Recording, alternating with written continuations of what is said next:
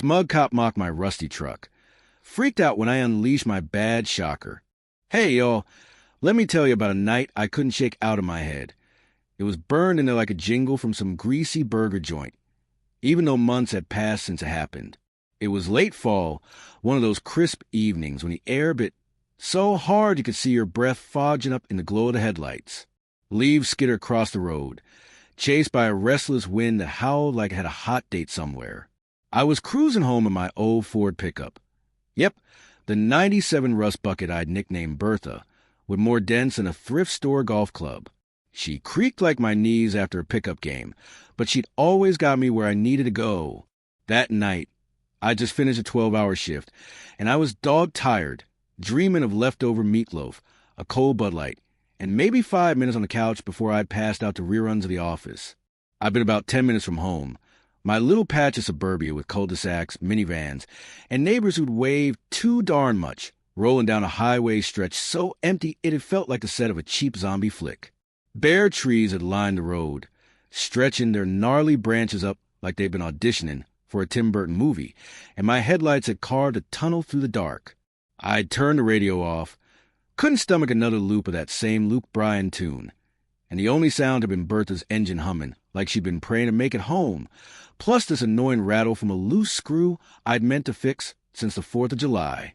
My brain had been mush, churning over the day, meetings that had dragged like a Monday morning, a desk piled with forms, my boss nagging about deadlines. All I'd wanted was to kick off my boots and forget the world for a bit.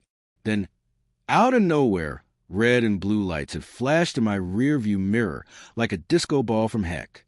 At first, I'd figure it was a glare off a billboard. Maybe that Jimmy's Tire Shop sign that had been up since '09, but then the siren kicked in, wailing like a kid who dropped his ice cream. My gut had tightened. I'd checked the speedometer. 45 on the dot, right where it had needed to be.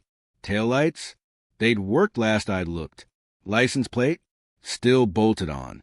I hadn't swerved, hadn't jawalked. Shoot, I hadn't even flipped off that jerk who'd cut me off at the gas station earlier. Nothing. Zilch. I'd muttered to myself. What now, Marcus? Forgot to tip the universe today? And eased Bertha over to the shoulder, gravel crunching under the tires like stale popcorn. The cop car had slid in behind me, its lights painting my cab in this freaky glow that had made my dashboard look like a crime scene from one of those CSI shows my sister loved. I'd taken a deep breath, slow and steady, shaking off the fog of tire that had clung to me like a bad hangover. I kept my hands on the wheel, 10 and 2, just like my pops had taught me back when I'd been 16 and sweating over my driver's test. I'd been stopped before, more times than I'd care to count, and I'd known the playbook. Stay chill. Keep it polite. Don't give him an excuse to turn a molehill into Mount Everest. But something about that stop had hit different, like the air had gotten thicker, heavier, like it had known trouble was coming my way. The officer had stepped out of his car, strutting over like he'd owned the dang road. I hadn't seen his face yet, just this big OL shadow with shoulders squared up, adjusting his belt like he'd been John Wayne in one of Grandpa's old westerns. His boots had thudded against the pavement, all cocky-like, and I'd sat there thinking, Buddy, I just wanted my meatloaf, not to star in your cowboy fantasy. He'd stopped at my window, and I cranked it down manually, 'cause Bertha was old school, wincing as the handle had squeaked louder than my niece's clarinet practice. Cold air had blasted in, smelling like wet dirt and a whiff of exhaust, and I'd kicked myself for not fixing the heater back in October. He'd clicked on his flashlight, bam, right in my eyes like I'd been auditioning for some Bright Lights big city gig. I'd squinted, trying to dodge the beam, and he just stood there, staring me down like I'd been a puzzle he'd already cracked. No hello, no license and registration. Nada, just silence, thick and awkward, while he'd size me up. Finally, he'd leaned in, close enough I'd smell the coffee on his breath, probably that cheap gas station junk, and barked, Out of the truck. Now. No, please. No, sir. Just a growl that had made a drill sergeant proud. My heart had kicked up a gear, not out of fear, but that, here we go again, feeling you get when life tosses you a curveball. Officer, I'd said, keeping my voice smooth as a Sunday sermon, mind telling me what's up? I'd figured I'd at least get the why before I played along. My words had hung there, floating like laundry on a windy day, and he hadn't bitten. Not yet. The flashlight had dipped, just enough for me to catch his mug. Mid-30s, but was cut tight as a Marine's, and this smirk twitching at his lips like he'd been in on some joke I hadn't heard. I set out. He'd snapped, louder, hand dropping to his belt. Not grab anything, but close enough to make him notice. I clocked the badge, *T, Crow *, and thought, great, Officer Crow, my new best pal. "Were you headed this late, huh?" He'd tossed out, voice all sass, like I'd been some kid caught sneaking out past bedtime. "Home." I'd shot back, simple and straight, locking eyes with him even as that light had stung. "Long day, man." He'd let out this snort short, sharp, like I'd just told him the punchline to a dud joke, and tilted his head, giving me the once-over. "Yeah? What's a guy like you doing out here this time of night?" Boom! There it had been. The tone, the dig, the "I've already made up my mind about your" attitude. I could have called him on it. What's that supposed to mean, huh? But I'd bitten my tongue. Wasn't the time, not yet. I'd unbuckled slow, letting the click echo in the cab, and pushed the door open, Bertha groaning like she'd been as fed up as I'd been. I'd stepped out onto the gravel, feeling the chill hit my legs through my jeans, hands loose by my sides. He'd still had that light on me, and I'd stood there thinking, "Buddy, you're going to regret this more than I regretted skipping that extra coffee at lunch." That's when it all kicked off. Crow's flashlight in my face, his words dripping with that smug, I'm in charge energy. I hadn't known it then, but that stop was going to flip the script in ways he'd never seen coming. Tired as I'd been, I hadn't been about to let this clown run the show. Not when I'd had an ace up my sleeve he couldn't even dream of. But that's getting ahead of myself. It had started right there, on that cold, lonely highway, with a cop who thought he'd had me pegged. All right, y'all, let's roll the clock back a bit and get the lay of the land before Officer Crow turned my quiet ride home into a dang circus. See, I wasn't some greenhorn who'd stumbled into that mess blind. I'd had my share of run-ins and knew how to keep my head screwed on straight, even when the world tried to yank it off. My name's Marcus Jenkins, and back then I just hit 38, living what looked like a plain old life to anybody peeking, except for the part where I'd been the guy holding the reins on half the county safety gig. I'd landed a state job, one of those deals where you wrestle more red tape than a Christmas present gone wrong, but I'd kept that under wraps. No fancy suits or shiny badges pinned to my chest. Just me, rockin' faded Levi's, a jacket I'd snagged at Walmart back when gas was $2 a gallon, and my trusty Ford pickup Bertha, who'd been more rust than ride, but still my pride and joy. I'd come up in a little nowhere town a stone's throw from that highway, a speck on a map where the Dairy Queen driving through line was the closest thing to rush hour. Pops had been a local grease monkey, elbow deep in engine guts at a shop, where the Coke machine been busted since Reagan was prez, and Mom had wrangled third graders at Jefferson Elementary, armed with a ruler and a glare that had stopped tantrums dead. Me, I'd been the skinny kid with a chipped tooth and a dream bigger than our sagging front porch. I'd scraped by a community college, living off Spam sandwiches and instant coffee, then clawed my way into a city hall desk job, pushing pencils till my fingers cramped. Took years of hustling. A lot of nights studying under a flickering kitchen bulb, and one too many you'll never make it pep talks from folks who'd meant well but didn't know squat. Eventually, I'd landed the director of public safety gig, overseeing deputies' budgets, and every pothole complaint from here to the state line. Didn't crow about it, though. Round these parts, folks rather hear about your cousin's new bass boat than your corner office, and I'd liked it that way. That day'd been a real peach. Let me tell you, a 12-hour slog that had left me feeling like I'd been run over by a tractor and backed up for good measure. I'd spent it cooped up in my office, a shoebox of a room with walls the color of day-old oatmeal and a window that had stuck shut since the Clinton administration. The desk been a war zone, stacks of permits, a busted stapler, and a coffee mug ring with stains like a dang tree trunk. I'd waded through meetings about funding cuts, arguing with suits who thought public safety meant more speed traps, and fielded calls from a dispatcher who'd sworn the new radio system been haunted by gremlins. Lunch been a vending machine granola bar that had tasted like cardboard sad cousin, washed down with Diet Coke I'd found under a file folder. Flat as a pancake, but better than nothing. By quits in time, I'd been beat, eyes burning, back atchin', and a to-do list longer than a CVS receipt. I'd tossed my beat-up briefcase into Bertha, half the zipper been busted, papers poking out like they'd been planning a getaway, and hightailed it out of there, praying for a hot shower, a cold beer, and 10 minutes of peace before I crashed face first into my knockoff lazy boy. Thing is, I'd never been one to flash my title like some hall pass.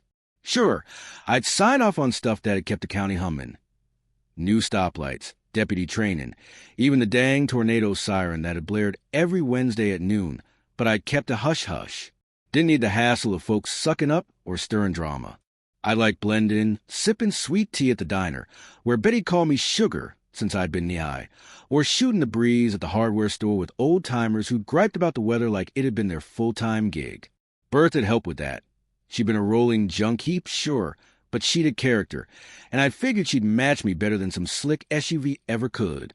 Folks see me coming and thought, there's Marcus, decent guy, probably fixes fences or something, and I've been fine letting M think it.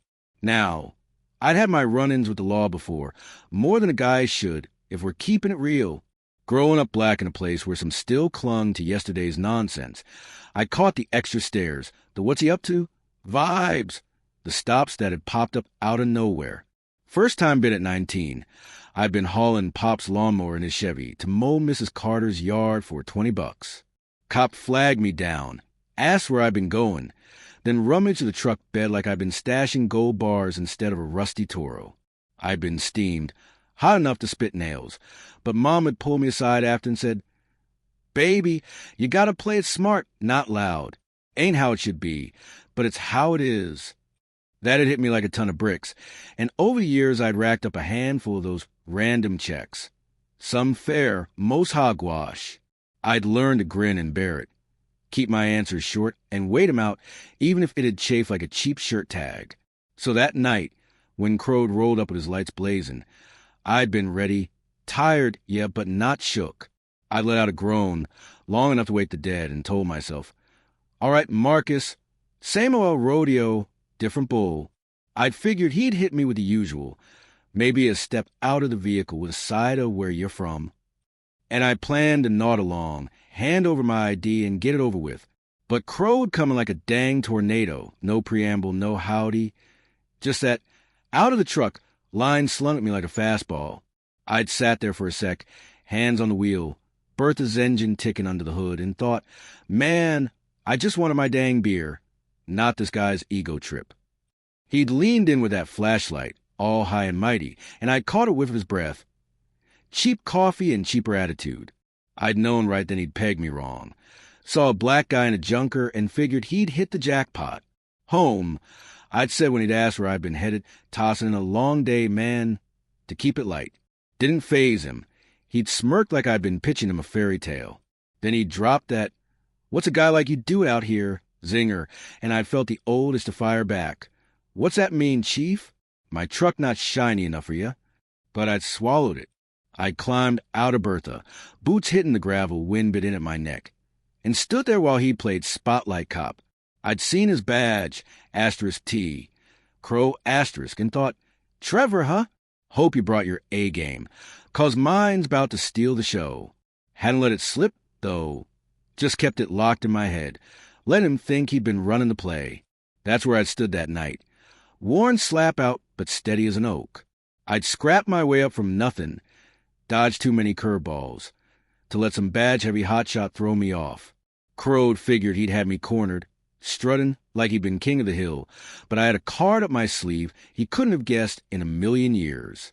I'd been the guy who'd greenlit his overtime last month, and he'd been about to learn that the hard way.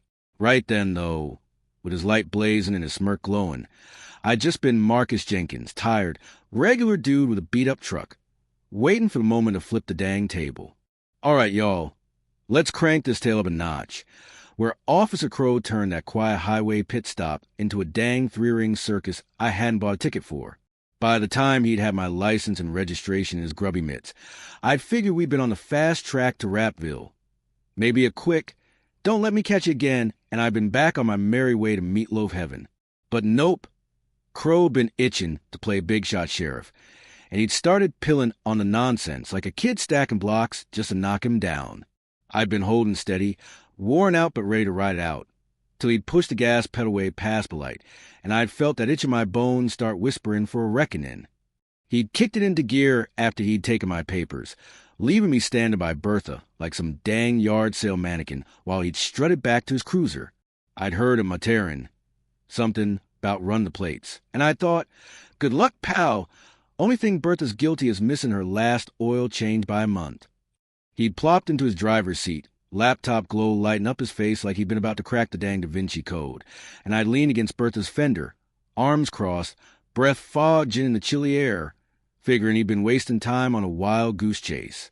I'd tapped my boot on the gravel, keeping rhythm to a Garth Brooks tune stuck in my head, thinking, come on, man, my couch cushions are warming up without me, and I ain't here for your dang tech support audition. He'd come back swinging, hopping out of that cruiser like he'd been John Wayne riding to town, paper still in hand, and slapped him against his palm like he'd been dealing cards at a poker night. Marcus Jenkins, huh? He'd said, drawling my name like it had been a punchline he hadn't gotten yet. This all you got to show for yourself? He'd waved my license like it had been a dang coupon for half-off wings at Buffalo Wild Wings, and I'd shrugged, casual as a Sunday picnic, saying, yep, that's me. Same guy who's tried to get home for the rooster's wake-up. He'd squinted, holding the card up to his flashlight like he'd been inspecting a dang rare coin, and grumbled, looks too clean. You sure this ain't something you printed off your buddy's inkjet? I'd raised an eyebrow. Couldn't help it, feeling a chuckle bubbling up, but I'd kept it locked down. Been Renee Wynn at the DMV, same as everybody else, officer. I'd said, voice smooth as gravy on mashed taters. Lines longer than a Black Friday sale, but I manage. He'd huffed, like I'd rained on his parade, and shoved my papers into his belt like they'd been his dang trophy. We'll see about that, he'd muttered, then pointed at me like I'd been a dang suspect on Law and Order. Walk a straight line, right over there by the ditch. I blinked twice, thinking, seriously, man, my worst crime skipped in the gym since Easter. But I'd played along, stepping slow and steady along that gravel edge, arms out like I'd been balancing a tightrope at the county fair, humming Sweet Home Alabama under my breath to keep from Logan at the absurdity. He'd watch me like a hawk, flashlight bouncing between my boots and his notepad, scribbling something like he'd been grading my dang performance. You wobble at all? He'd bark like I'd been tap dancing instead of walking. Nah. I'd shot back, to face him with a grin I couldn't hide no more. Steady as a rock, used to balance on Pop's tractor as a kid, so I got practice. He'd scowled, deep, like I'd stolen his thunder, and stomped over, thrusting his face close enough I caught a whiff of that stale coffee mixed in with a hint of wintergreen gum. Don't get cute, he growled, tapping his pen on that notepad like it had been a dang gavel. You think this is funny? I'd shrugged, light and easy, saying, ain't Logan, officer, just trying to keep it friendly while you figure this out. That had only lit his fuse hotter. Give me your keys, he'd snapped, hold out his hand like I'd been handing over a dang golden ticket. I'd fish him out of my pocket, jangling with a keychain from the bait shop down by Lake Murdoch, and drop him in his palm, thinking, go ahead, man. Bertha's only secret's a stash of loose change and a gas receipt from Tuesday. He'd marched over to her driver's side, popping the door like he'd been busting into Fort Knox, and started rummaging through my cab like a dang raccoon in a dumpster. I'd lean back, watch him yank open the glove box, toss my napkins aside, even flip down the sun visor like I'd been hiding a dang treasure chest up there. What's this? He barked, holding up a crumpled Waffle House receipt, like it had been evidence in a courtroom drama. Breakfast, I'd said, deadpan as a weather report. Double hash browns, no ketchup. Ain't exactly headline news. He'd tossed it back, muttering something about wise guys, and kept digging, pull out my thermos and shake it like it had been a dang maraca. Empty. I called out, leaning against a fender again. Coffee ran dry round 2 p.m. Been a sad day since. He'd shot me a glare, sharp enough to cut glass, and climbed into Bertha's cab, poking at the seats like he'd expected M to confess something.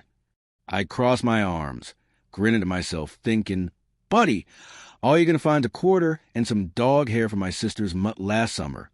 He'd popped back out, red-faced and empty-handed, and slung the door shut so hard Bertha groaned like she'd been personally offended. "You got an attitude," he'd snarled, stomping back over with my keys dangling from his finger like a dang prize. "Think you can sass your way through this?" I'd tilted my head, keep it cool, saying, "Ain't sassin', officer, just statin' the obvious while you play detective with my Taco Bell stash." He'd puffed up, nostrils flaring like a bull in a china shop, and jabbed a finger at me.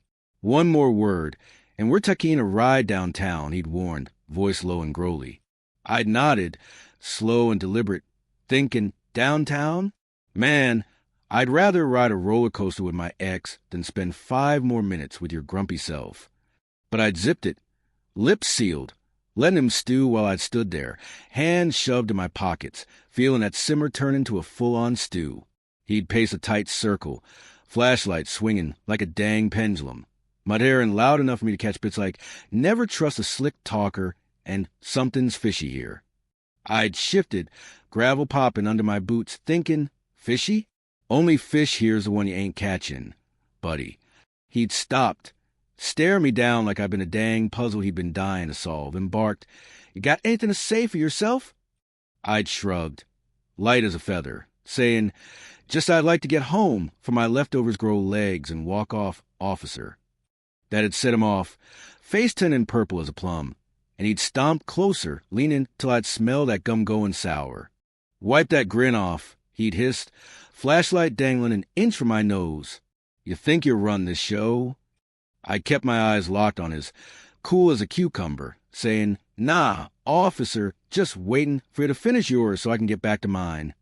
He'd flinched, barely, but I'd caught it, and I'd known right then he'd been mad as a wet cat I hadn't buckled.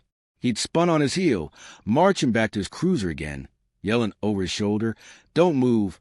I ain't done with you yet." I'd leaned against Bertha, feel her fender creak, muttering, "Take your time, pal. My DVR's got all night, but I don't." That had been the boiling point.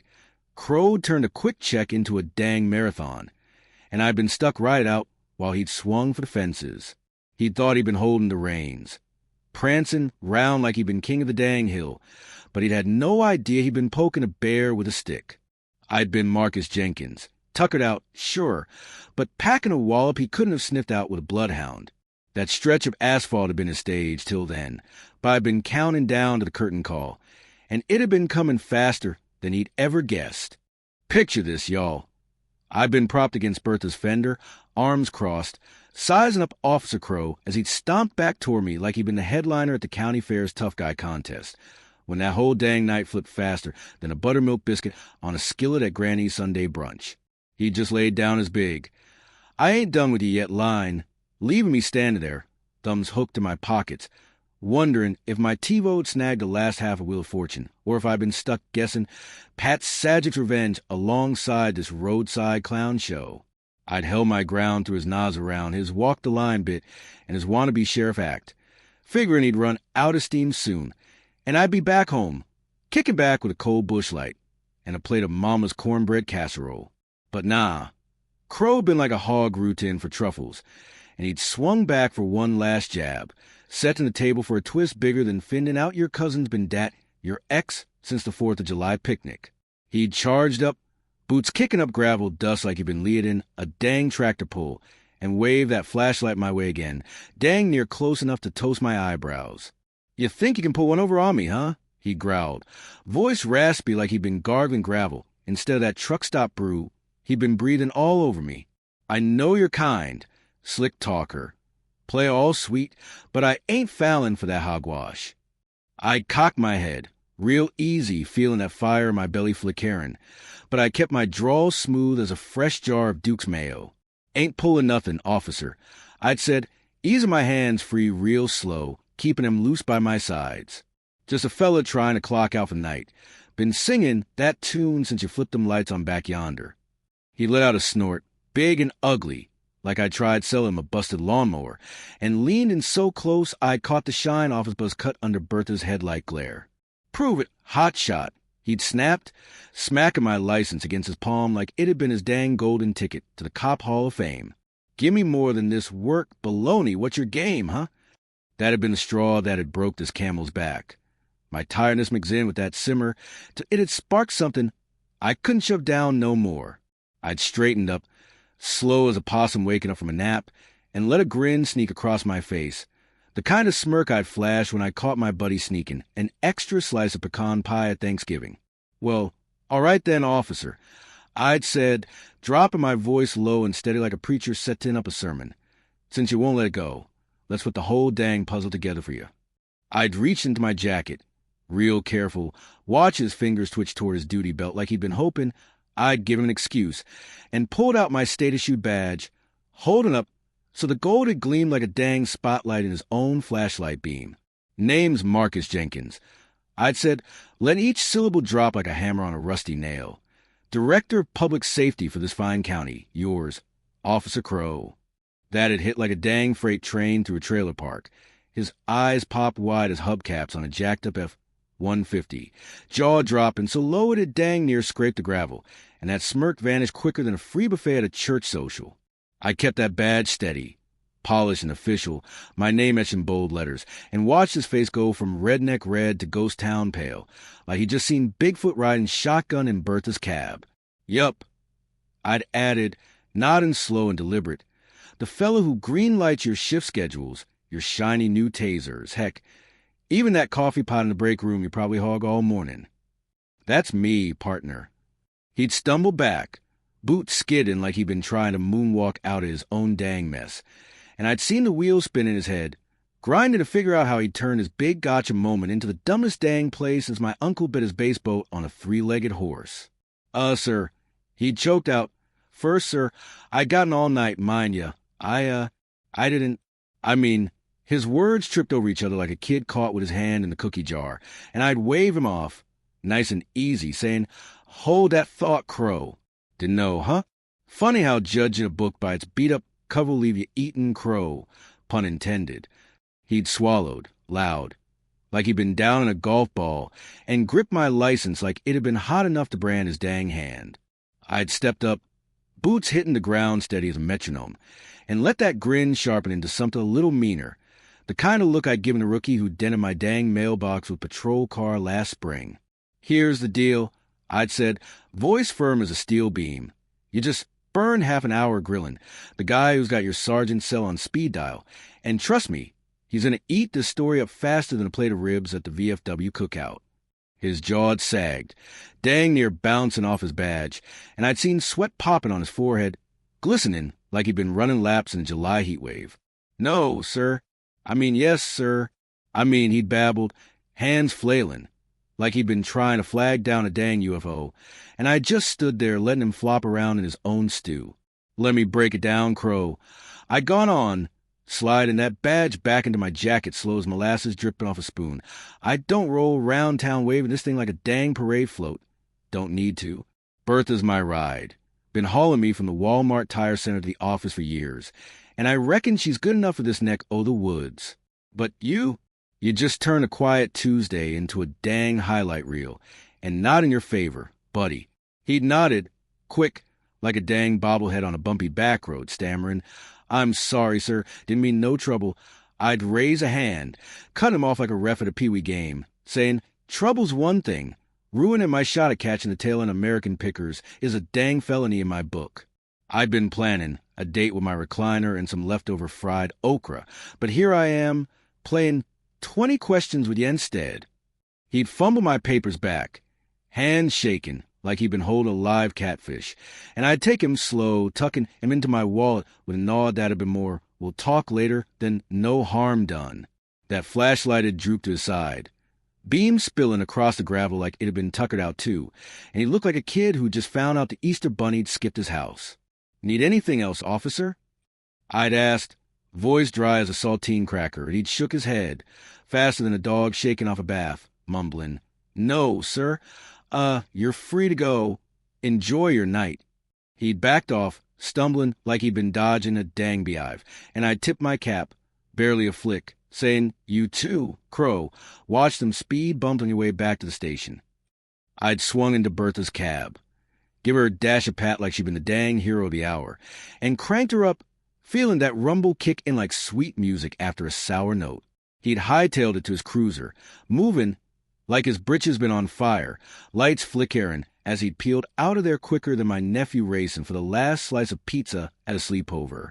I'd sat there a beat, heat blasting my shins at last, let all soak in, a grin spreading, cross my face wider than the Chattahoochee on a good day. Well, Bertha, I chuckled. We just turned that fella's night into a dang country hit. Too much badge, not enough sense. That had been the moment, right there on that lonesome strip, when Crow found out he'd been poking the wrong dang bear. I'd eased Bertha back onto the road, tires humming a victory tune. No, I'd just dropped a bombshell. He'd be chewing on till Thanksgiving. He'd figured he'd had me pegged. Some old boy he could push round like a pawn in his little game, but I'd been a dang checkmate king, and he'd played himself right into a corner. I'd driven off, Logan soft under my breath, thinking this been the kind of twist that'd stick with him longer than a bad tattoo from a spring break dare.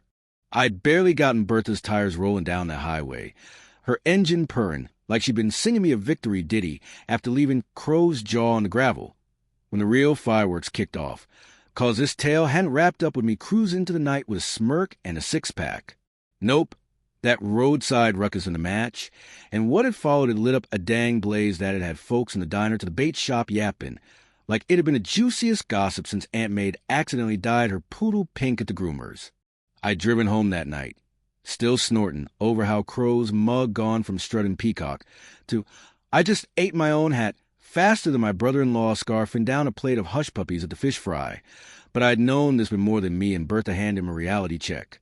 This been about fixing a bigger mess, and I'd been ready to roll up my sleeves and make it stick like gravy on a biscuit.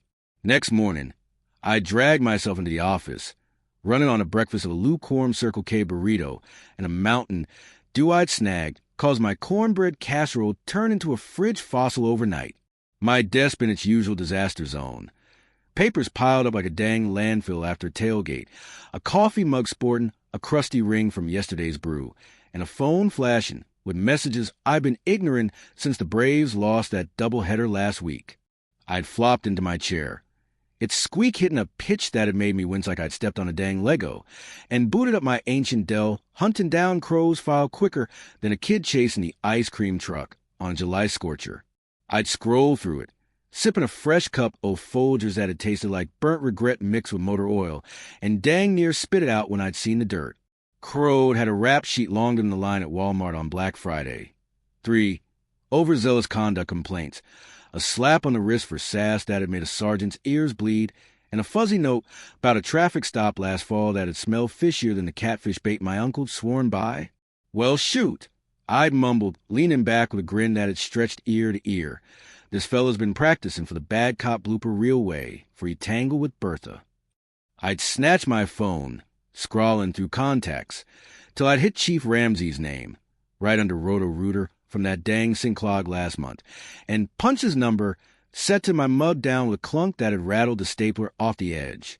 "Mornin', Chief?" I'd said when he grumbled a hello, his voice rough from that cheap stogie he'd puffed every dawn. "Got a yarn for you that'll tickle your funny bone about one of your boys last night." I'd spilled the beans, every juicy bit, from Crow's "Gimme more strutting" to the second I'd flashed my badge and watched him turn paler than a snow cone at the county tractor pull. Ramsey gone quiet, sucking air like he'd been picked during Crow's flop sweat meltdown, then busted out a laugh so loud I'd yanked the phone back, for it had blown my dang eardrum. "You're pulling my leg, Jenkins," he'd wheezed, still cackling like a dang hyena. "Crow tried that on you?" Boys dumber than a box o' rocks at a rock convention. I grinned, swirling my coffee, saying, "Yup, and bold as a bull in a china shop. Reckon you might want to sit him down. Maybe crack open that OL rule book, for he tries roping the mare next." He'd howled, still snorting like he'd been at a dang comedy club, and promised he'd yank Crow in faster than you'd say, "Overtime denied." I'd hung up, leaning back to eyeball the water stain on the ceiling that had looked like Elvis if you squinted, and pictured Crow's day going south quicker than a snowbird heading to Florida for winter. Sure enough, round lunchtime, I'd gotten the scoop. Ramsey called Crow into his office, so fast the guy barely had time to finish his morning donut. I'd imagined it. Crow slumped in a chair, hat twisted in his hands, sweating like a hog at a luau, while Ramsey unloaded a sermon about chain of command and acting like he got some dang sense. Word had trickled back. Crow'd snagged a 3-week suspension, no paycheck, and a pile of retraining videos taller than the stack o' pancakes at the Kiwanis breakfast. Poor sucker. I chuckled, shaking my head over a cold Coke. Gonna be watching How to Not Be a Jerk 101 till his butt's numb. Hope he's got a cushion. But I hadn't just sat there patting myself on the back. Nah, I'd been on a dang mission, and this been about more than giving Crow a timeout. I dug into every stop report from the last year. Pillin' am on my desk like I've been building a dang paper fort, hunting for the full picture. Took me 4 days, 2 pots of coffee that had hit like a mule kick to the chest, and a spread from Skeeter's barbecue that had left my office smelling like smoked ribs and sweet tea glory. Ribs so good I'd licked the sauce off my dang fingers for type again. I'd found gold. 8 stops with Crow's name, all shadier than a used car lot on tax day. Folks griping about no cause and attitude bigger than a dang wide-load trailer. I'd slapped it all together, adding a post-it that had read "Clean up time, Chief," and fired off to Ramsey, knowing this was about fixing the whole dang system, not just one loudmouth's ego. By Monday, I'd rolled out a memo, new training for every deputy from here to the state line, hammering on treat folks right, and leave your dang baggage at home. I'd signed it with a flourish, grinning, like a dang Cheshire cat, thinking. Crow's little roadside tango just sparked something bigger than a brush fire at a dry county picnic. Folks caught wind quick. By Wednesday, the chatter hit the Waffle House like a dang tsunami, and Miss June slipped me an extra slice o' pecan pie with my hash browns, whispering, "Heard you put that Crow boy in his place. Good on ya, sugar." I'd laughed, shoveling a forkful of pie, saying, "Ain't no Cape Crusader, June, just a guy who'd rather sip coffee than spar with it." But it had stuck. Guys at the office started counting me Crow Buster over the water cooler, slapped in my shoulder like I'd won the dang Super Bowl, and my cousin texted, "Heard you turned a cop into a dang meme." Proud o' your fam. I'd shot back, rolling my eyes, just trying to get my dang supper, Bubba. Crow's the one who made it a dang blockbuster. Couple of weeks later, I'd been cruising by the feed store, grabbed a bag o' birdseed for the feeder Mom'd guilt me into handing, when I'd spotted Crow's cruiser at the Exxon cross the road. He'd been filling up, head ducked low under his hat like he'd been dodging a dang spotlight, and I'd eased Bertha to a crawl, toss him a wave through the window with a grin wider than the dang Grand Canyon. He'd froze, gas nozzle dangling, eyes popping like he'd seen a dang ghost in flip-flops, then jerked a nod back, stiff as a dang scarecrow, like he'd been saluting the dang governor. I'd chuckled, tipping my cap, muttering, "Well, shoot, looks like he's got that lesson tattooed on his dang forehead now, till he forgets it round deer season." I'd rolled on, Bertha's muffler rattling, like she'd been giggling too, knowing that night it etched a dang groove deep in the ruts on Old Man Tucker's dirt road. That evening, I'd pulled into my drive, gravel popping under Bertha's tires like a dang standing ovation, and stepped out, stretching my back with a groan that had matched her creaky hinges. Sun been setting over the pines, painting the sky like a dang Bob Ross canvas, all happy cloud and orange streaks, and I cranked the radio, catching a twangy blast o' Friends in Low Places that had me swaying like a fool on my dang porch steps. I'd snagged a bush light from the fridge, pop it with fizz that had sounded like a dang fanfare, and flopped onto my swing, kicking my boots up on the rail with a thud. Fireflies started blinking in the yard, little dots o' light dancing like they'd been cheering me on, and I'd taken a slow sip, letting that cool fizz settle me down. That had been when it had sunk in. This hadn't just been about Crow's flop or my big badge reveal. It had been about making sure the next guy rolling home in a rusty pickup got in there, without a dang sideshow tagged you along. I grinned, raising my kin to the stars, thinking, well, dang, Bertha, we didn't just win the dang lottery. We built a jackpot for everybody else, too. And that had been a finish worth sticking round a toast. Crow'd be spinning in his dang boots if he'd known how big this rolled.